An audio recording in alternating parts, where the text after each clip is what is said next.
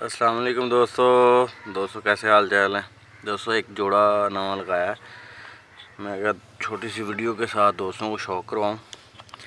ये रत्ता नार है और ये कालमुखी मादा है। मादा का करें शौक, आँख का करें शौक जी।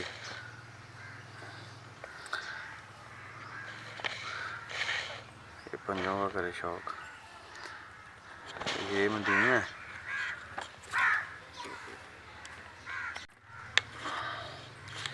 ये नर है जी। नर की आँख का करें शौक।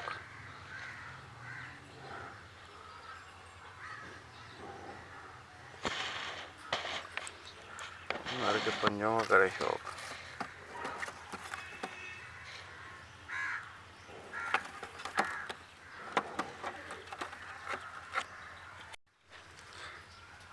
ये करें जी नर का शौक।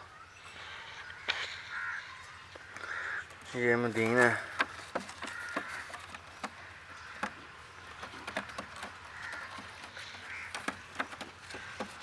ये नर है। मैंने सोचा कि छोटी सी वीडियो बना के दोस्तों के साथ करूं शेयर। ठीक है दोस्तों, वीडियो को लाइक शेयर और चैनल को भी करें सब्सक्राइब। अपना ढेर सारा ख्याल रखिएगा। अल्लाह हाफ़िज़।